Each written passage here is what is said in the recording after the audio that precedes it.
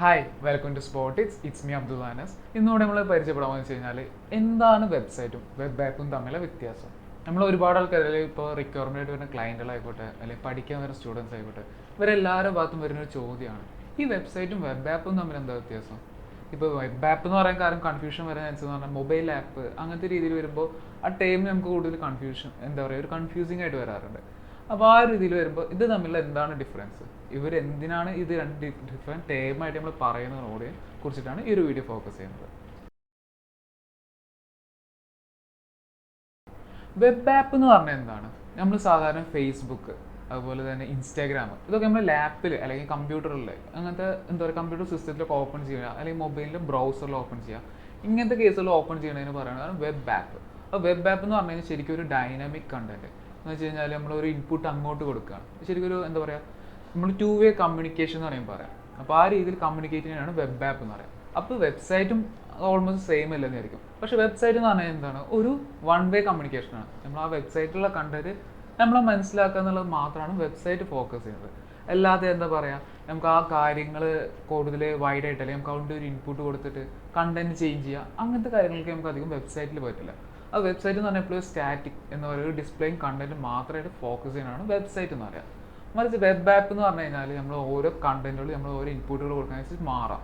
ഇപ്പോൾ നിങ്ങൾ പറയുന്നത് ഈ ഫേസ്ബുക്കിൽ കയറി കഴിഞ്ഞാൽ നിങ്ങൾക്ക് ലോഗിൻ ചെയ്യാണ്ട് അതിനുള്ളിലേക്ക് കയറാൻ പറ്റില്ല. അപ്പോൾ അതവിടെ റെസ്ട്രിക്ഷനാണ്. പിന്നെ അതേപോലെ തന്നെ URL റെസ്ട്രിക്റ്റ് ചെയ്യുന്നുണ്ട്. അതുപോലെ തന്നെ നിങ്ങൾക്ക് ലൈക്ക് ചെയ്യണ കാര്യങ്ങളിൽ കമൻറ്റ് ചെയ്യണതിൽ ഒക്കെ നിങ്ങൾ കൊടുക്കുന്ന ഇൻപുട്ടിനനുസരിച്ചാണ് അതിനൊരു ഔട്ട്പുട്ട് തരുന്നത്. മറിച്ച് വെബ്സൈറ്റിലോ നിങ്ങൾ നോക്കിക്കഴിഞ്ഞാൽ എപ്പോഴും ഒരേപോലെ തന്നെയാണ്. നിങ്ങൾക്ക് അതിന് വലിയ ചേഞ്ചസ് ആ ഡെവലപ്പർ അല്ലെങ്കിൽ ഹോസ്റ്റ് ചെയ്യണവർ മാറ്റാമെന്നല്ലാണ്ട് എന്ത് ചേഞ്ച് ചെയ്താലും നമ്മൾ കൊടുക്കുന്ന ഇൻപുട്ട് അങ്ങനത്തെ ഒന്നും അവിടെ അക്സെപ്റ്റ് ചെയ്യണില്ല. അതുകൊണ്ട് തന്നെ കംപ്ലീറ്റ്ലി ഒരു സ്റ്റാറ്റിക് ഫീലാണ് വെബ്സൈറ്റിന് വരുന്നത്. വെബ് ആപ്പ് എന്ന് പറഞ്ഞു കഴിഞ്ഞാൽ ഫുള്ളി ഡൈനാമിക് ആണ്. നമുക്ക് കൊടുക്കുന്ന ഇൻപുട്സിനനുസരിച്ച് പല രീതിയിൽ നമുക്കത് ഫ്ലെക്സിബിൾ ആക്കാം.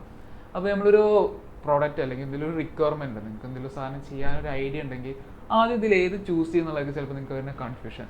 അപ്പോൾ ഞാൻ എപ്പോഴും സജസ്റ്റ് ചെയ്യണമെന്ന് പറഞ്ഞു കഴിഞ്ഞാൽ വെബ് ആപ്പ് എന്ന് പറഞ്ഞു കഴിഞ്ഞാൽ കുറച്ച് ഹൈ എൻഡ് അല്ലെങ്കിൽ കുറച്ച് ഫങ്ഷണാലിറ്റീസ് ഉള്ള പ്രോജക്ട്സ് അല്ലെങ്കിൽ റിക്വയർമെൻ്റ് ആണ് എപ്പോഴും ചൂസ് ചെയ്യാൻ നല്ലത്.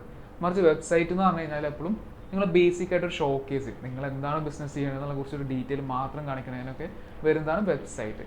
അപ്പോൾ ഈ രണ്ട് രീതിയിൽ ഇതിനെ ഡിഫറൻഷിയേറ്റ് ചെയ്യാൻ പറ്റും. പിന്നെ അതേപോലെ തന്നെ നിങ്ങൾക്ക് അടുത്ത ചോദ്യം പറഞ്ഞാൽ ഇത് എങ്ങനെയാണ് ഒരു വെബ്സൈറ്റ് ഉണ്ടാക്കാം അല്ലെങ്കിൽ ഒരു വെബ് ആപ്പ് ഉണ്ടാക്കുമ്പോൾ ഏത് ലാംഗ്വേജ് അല്ലെങ്കിൽ ഏത് ടെക്നോളജിയാണ് യൂസ് ചെയ്യേണ്ടത് എന്നുള്ളതാണ്.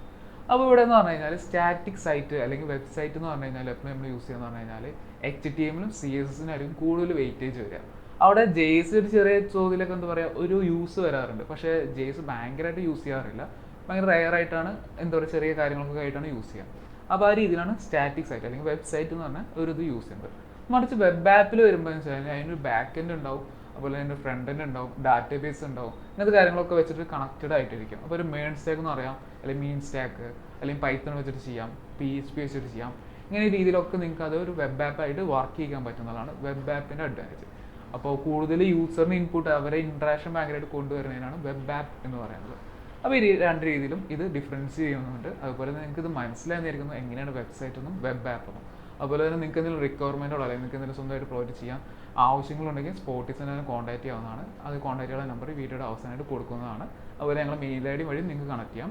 അതേപോലെ തന്നെ ഡെവലപ്മെൻറ്റ് റിലേറ്റഡ് നിങ്ങൾക്ക് എന്തെങ്കിലും ഡൗട്ടുകൾ അല്ലെങ്കിൽ ഫ്രീലാൻസർ റിലേറ്റഡ് ഡൗട്ടുകൾ ഉണ്ടെങ്കിൽ ഞങ്ങൾ കമ്മ്യൂണിറ്റിയിൽ വന്ന് ചോദിക്കാവുന്നതാണ്. കമ്മ്യൂണിറ്റിയിൽ ജോയിൻ ചെയ്യാൻ ലിങ്ക് ഈ വീഡിയോയുടെ ഡിസ്ക്രിപ്ഷനിൽ കൊടുക്കുന്നതാണ്. അപ്പോൾ എല്ലാവർക്കും ഈ വീഡിയോ മനസ്സിലായെന്നായിരിക്കുന്നു. Thank you.